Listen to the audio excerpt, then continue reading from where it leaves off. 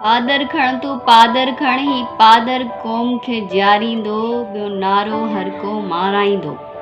मोहन जो कसम, मकलीअ जो कसम, कींझर जो कसम, नूरीअ जो कसम, सिंधुअ जो कसम, सुहिणीअ जो कसम, दूल्ह जो कसम, दोदे जो कसम, सचल जो कसम, सामीअ जो कसम, बेदल जो कसम, बेकस जो कसम, गमदिल जो कसम, बेवस जो कसम, मखदूम शहीद जे सिर जो कसम, आतो खे पंहिंजे घर जो कसम, सभिनी जो कसम थई पादर खण, ही पादर क़ौम खे ॼारींदो, ॿियो नारो हर को माराईंदो। हर बाख जी वेला मेड़ अथई, चंड तारनि मेला मेड़ अथई, ही रूह वरूह बि मेड़ अथई ऐं पंहिंजी सूंहं बि मेड़ अथई, ही राज़ नियाज़ बि मेड़ अथई, अंदाज़ ऐं नाज़ बि मेड़ अथई, हर अदबी संगत मेड़ अथई, हो शेख अयाज़ बि मेड़ अथई, हो नजम अब्बासी बि मेड़ अथई, हर सिंधु वासी मेड़ अथई,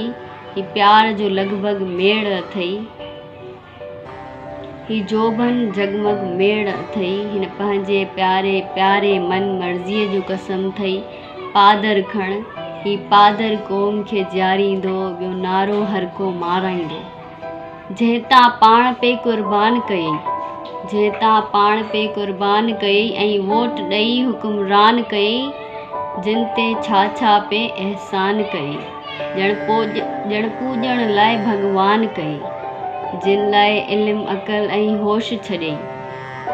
जिन लाइ नारा मोह भरे मन सां ऐं हर वेल उथी ज़ोर ॾिनई, जिन खे मुक़दस किताबनि जियां, जिन खे मुक़दस किताबनि जियां पे वर वर नओं पोश ॾिनई, केॾो न कयो पे सुजाॻ वतन,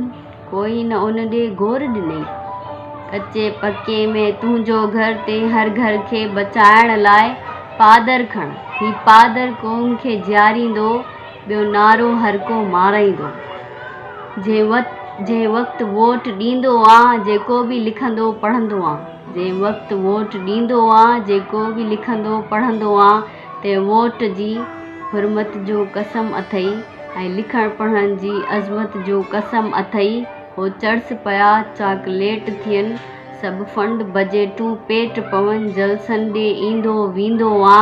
झुमरियूं नारा हणंदो आ, जिन मां वरंदो सरंदो नाहे कॾहिं, हाणे शिमरन खां बचण जो वक़्तु अथई, कैंपनि तां मोटाए छॾ तन खे, ॼण हचा पाण तां टारे छॾियई, ॼण हचा पाण तां टारे छॾियई, गुलेल त वर में पंहिंजी अथई, गुलेल त वर में पंहिंजी अथई, पंहिंजीअ जो कसम थई पादर खण, ही पादर क़ौम खे ॼारींदो, ॿियो हर को नारो माराईंदो।